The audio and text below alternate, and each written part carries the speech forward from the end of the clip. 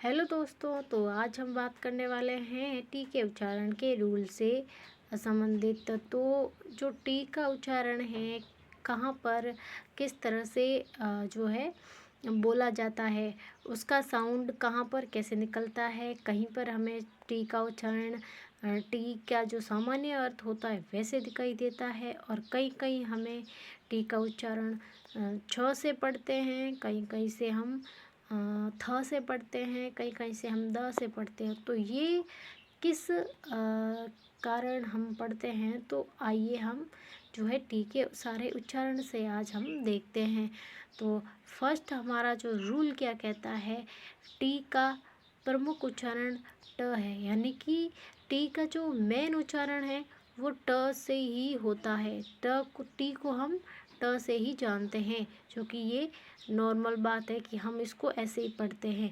तो जैसे T, cat, ये सामान्य अर्थ में हम इसे जो है देखते हैं कि टी ट को ट के अर्थ में, टी को ट के अर्थ में देखा है। कैट में भी हमने टी को जो है ट के अर्थ में देखा है।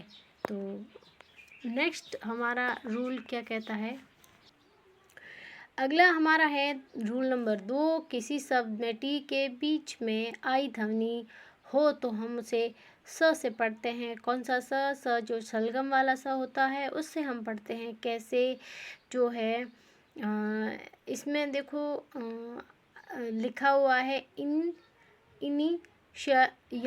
इनिशियल्स लिखा हुआ है। हस्ताक्षर जो है इसका हिंदी अर्थ है, इसमें जो है जो श बन गया है, इसके टी के आगे जस्ट क्या लिखा हुआ है, आई और ए लिखा हुआ है, उससे ये जो है इसका जो है अर्थ चेंज हो गया है। आगे देखते हैं, यहाँ पे लिखा हुआ है पेशेंट। तो पेशेंट के टी लिखा हुआ है, इसके आगे जस्ट क्या आया हुआ है, आई, तो इसीलिए हम इसको क्या पढ़ रहे हैं, पेशेंट।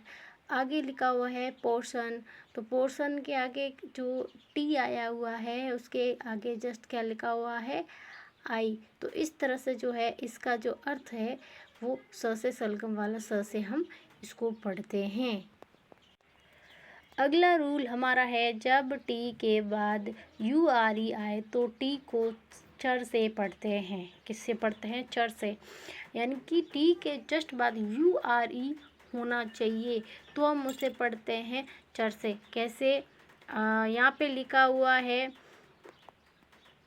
नेचर, नेटुर नहीं बोलेंगे, अब इसको बोलेंगे नेचर।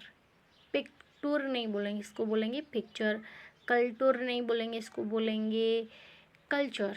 तो कुछ इस तरह से जो है इसका जो है टी को जो जब भी आपको दिखे यू आर ई आए तो हम टी को पढ़ते हैं चर से।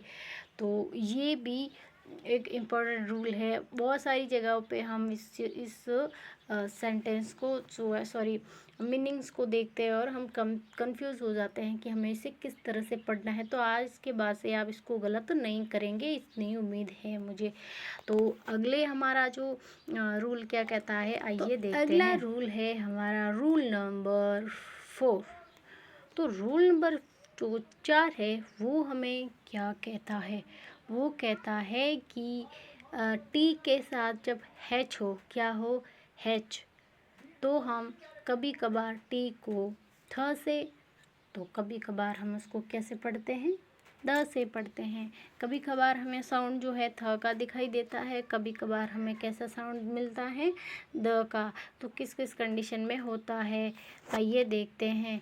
जैसे मीनिंग लिखी हुई है, T H I H, this, T H A T, that, T H I N K, think, T H R double E, तो इसको हम बोलते हैं 3।